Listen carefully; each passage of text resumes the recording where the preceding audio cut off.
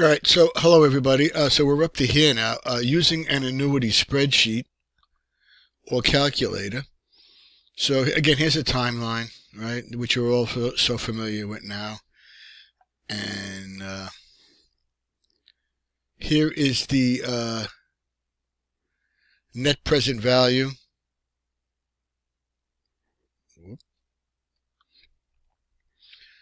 So you've basically seen this equation already, right? And this equation right here is like the master equation for what financial calculators do. Look, notice the term here. That is, the functions all solve the problem. All right. So this is the master for Microsoft Excel. In words, the present value of an annuity payment plus the present value of the final payment, future value, plus the initial amount PV has a net present value of 0. So let's here's the Microsoft Excel version in this example, and these are important to go over, right? So here they are, basically calculating the future value of some numbers on a timeline here. And you can go through this and use the try Microsoft Excel on your own with this. Again, if you have any trouble, let me know. All right, and we'll do that. And don't forget now, when you do, there's a function called type, depending on whether you put the money in at the beginning or the end of the period. And again, here's another example of using future value. Okay, so this is kind of important here to know. Just keep going over these examples.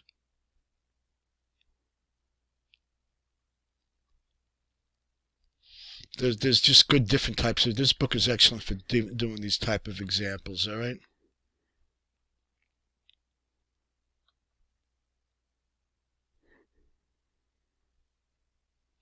All right. So now, what happens if you use non-annual cash flows? So let's say the interest is specified as a monthly rate, or even a daily rate, as it would be on your calculators, right? The number of periods could be expressed in months, right? So we could have that, right? So suppose you have a credit card that charges 2% interest per month. Now, normally I'd give you that as a daily rate, right?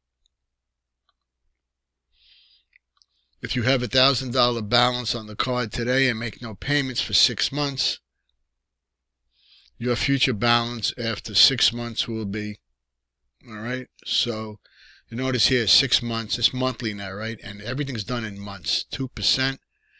And it's 6 months. You notice the 6 and notice the 2. So this is your balance, right? We apply the future value formula exactly as before, but with R equal to the monthly interest rate. So let's highlight that. And N equal to the number of months. Apples to apples. Everybody understand that? All right. So let's. So this example is important. And here's a 48 period annuity. It's 48 months, right? You can pay $20,000 in cash immediately, or you can get a loan that requires you to pay $500 each month, right? It says which option should you take?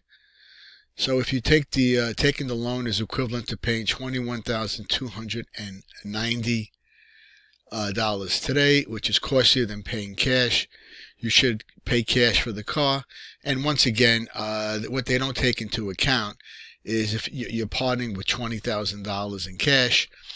And I don't agree with that. What I would do is I would invest that cash and I would take the loan. I'm assuming I can probably get better than whatever the annual rate comes out to here. What does it come out? 5% a month, which is 6% a year. So I don't know. I tend not to agree with the concept of parting with your cash. All right. So let's play this video here. Okay. You want to buy a car, and the thing is, car loan payments are monthly, not annual. So how do we use all the information we've learned up to now to decide whether you should pay cash or take a loan for the car? The thing to realize is that formulas don't know about years, months, or days. That is, the formula doesn't know the period of time. So, when you do the problem, what you need to make sure is that every piece of information is entered in a consistent way. So, if you're doing a monthly problem, you have to make sure that cash flows are entered monthly and the interest rate is entered monthly. You start by writing down the monthly timeline. That is, the periods of months, and we write the cash flows that come in every single month. In this case, the loan payments in every single month. The value of the annuity today is given by the annuity formula. So let's go to the book and look up the formula for the present value of an annuity.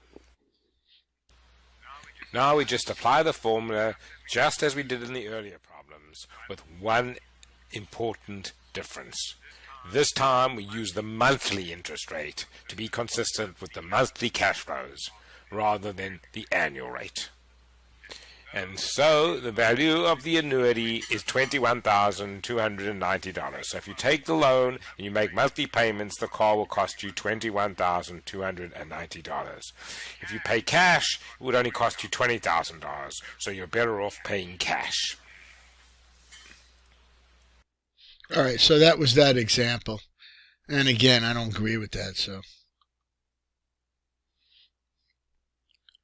All right, so the next thing you can do is you can solve for the cash payments. Find out how much your payment is going to be. And here's the, you solve this for the C. You're going to solve this equation for C. And you do that right here. And of course, you can use the payment function in Microsoft Excel. Here's the payment function, and here they are calculating the payment, okay? And here's the equation. So solving the present value for the payment.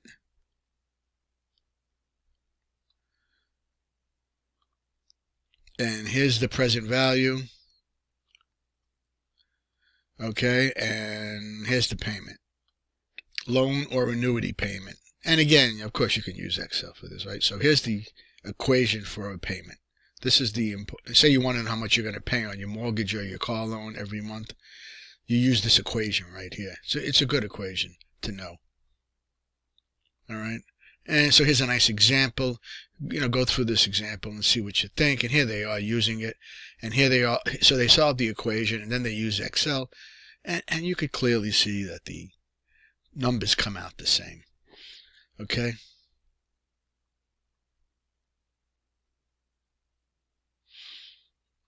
All right, so now you can get the same payment with the future value, right? You can get the same payment with the future value, and here's the payment, and the future value. So you notice they're putting that in there, right? The future value in there. Here's the rate. All right, so